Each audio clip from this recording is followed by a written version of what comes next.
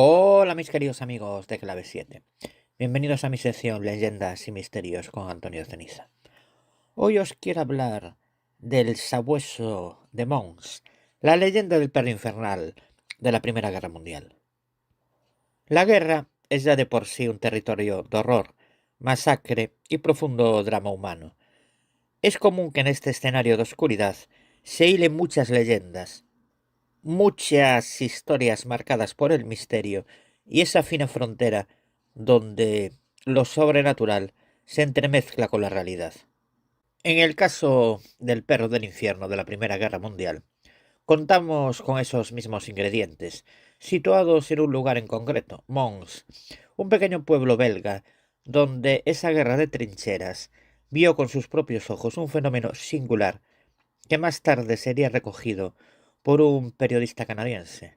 Se llamaba F.J. Newhouse, y fue él quien narró esta historia en un periódico norteamericano, desatando lo que se consideraría uno de los relatos más inquietantes en tiempos de guerra. Nos ponemos en situación. Estamos en 1914, y los británicos llegaban en su primera incursión hasta este pequeño pueblo belga para hacer frente a las tropas alemanas que estaban ocupando esta región.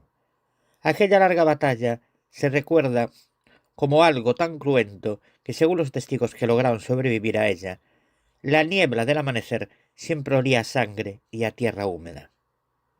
La batalla acabó siendo como lo fueron la mayoría de los enfrentamientos en la Primera Guerra Mundial, a través de las trincheras, con el fuego de artillería rompiendo el silencio de aquellas tierras, baterías de ametralladoras, duros combates entre el barro, las heridas abiertas y esa humedad ambiental que se clavaba en el alma.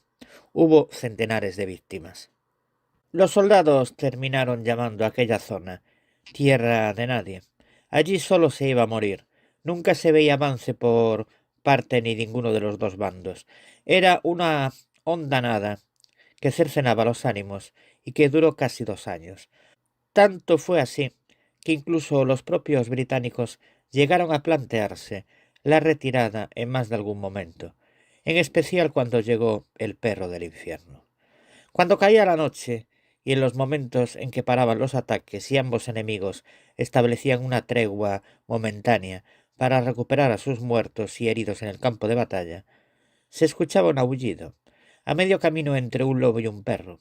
Asomaba siempre a la medianoche la sombra de un animal siniestro cerca de los alambres de púas de las trincheras, y atacaba de forma feroz tanto a alemanes como a británicos.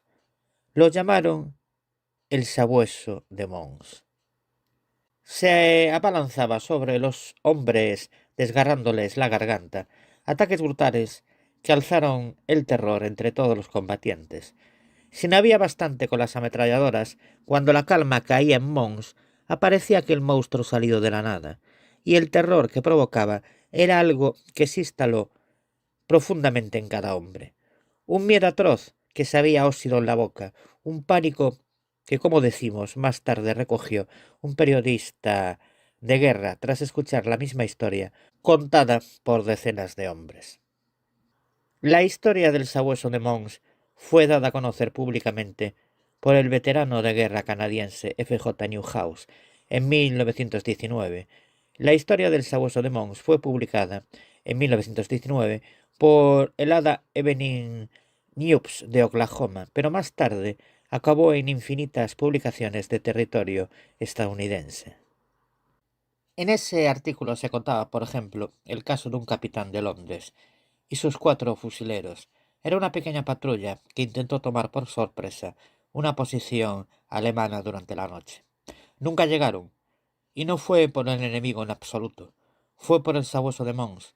Días después encontraron los cuerpos destrozados.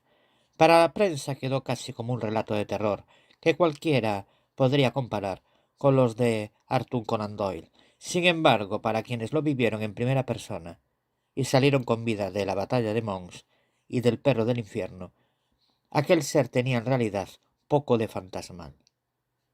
Se habló de un experimento genético por parte de los laboratorios alemanes, y en especial sonó el nombre de un científico, Gottlieb Kochmüller, No obstante, y a día de hoy, esta historia entra dentro de la que se considera criptozoología, una simple leyenda de la que no se ha podido demostrar nada. Para la mayoría no fue más que el terror de unos hombres en tiempos de guerra, que llegaron a ver más enemigos de los que ya tenían. Pero vamos a hablar ahora de las supuestas evidencias de la existencia del sabueso de Mons. Newhouse estaba convencido de la existencia del sabueso de Mons, y no solo afirmó que la criatura era real, también dijo que era el resultado de un retorcido experimento militar alemán, con el objetivo de fabricar armas biológicas. Según escribió el propio Newhouse, un científico alemán, como os decía, llamado Dr. Gottlieb Hochmüller, llevó a cabo un experimento con el objetivo de insertar la mente de un psicópata a un perro. Newhouse escribió el siguiente fragmento en agosto de 1919 en el periódico Oklahoma. La muerte del doctor Gottlieb Hochmüller en los recientes disturbios de Berlín ha sacado a la luz los hechos relativos a la perversa habilidad de este científico alemán que han asombrado a Europa.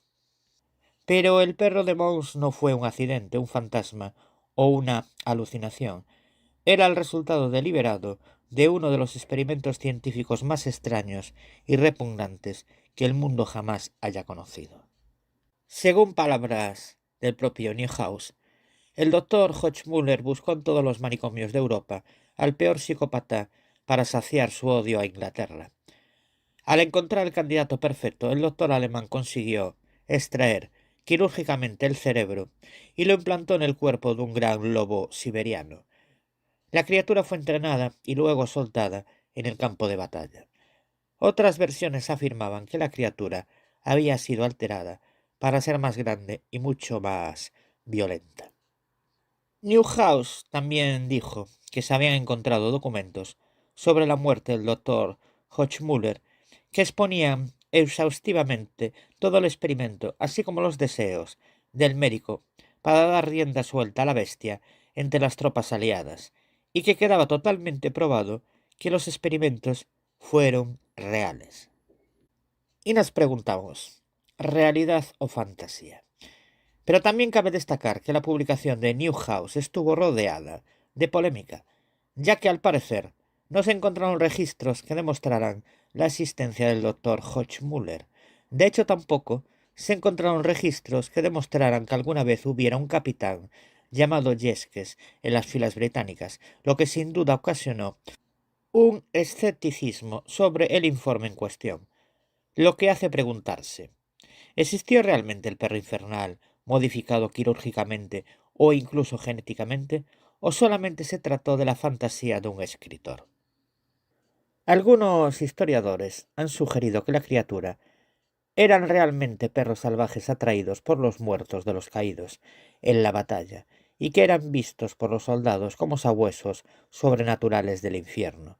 Pero por otra parte, muchos soldados que estuvieron presentes en la batalla de Mons afirmaron escuchar los aterradores aullidos y afirmaron que no se correspondían a ninguna criatura conocida. Entonces, basándonos en el testimonio de los soldados que sobrevivieron, la criatura conocida como el sabueso de Mons sí que pudo existir, aunque tampoco hay que descartar la posibilidad de que la criatura fuera una aparición demoníaca, con la única intención de alimentarse de las almas de los soldados que estaban combatiendo. Claro, dejando aparte si la criatura fue real o no, por desgracia, el sabueso de Mons ha acabado formando parte de los muchos mitos y leyendas en los antiguos campos de batalla. Y hasta aquí mi sección por el día de hoy. Recordaros, como siempre, que a mí me podéis encontrar en los siguientes blogs.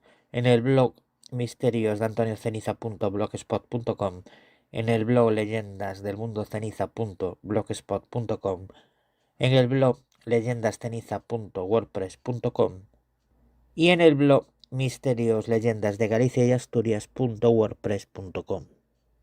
También me podéis encontrar en mi propia página web, la de Antonio Ceniza, que es antonioceniza.6te.net. Y como no, en dos programas que codirijo, como son Marín y Ceniza Misterios Podcast Radio y Misterios de las Noches Gallegas Podcast Radio. Y como no, en mi propio programa que dirijo, edito y presento y que se llama Ceniza da Morte Podcast. Y antes de terminar, como siempre, mandar un fuerte abrazo al director y presentador Fernando Álvarez y a Josefín y al resto de mis compañeros y compañeras. Y como no, a ustedes, queridos amigos de Clave 7. Y nosotros nos vemos en el siguiente programa.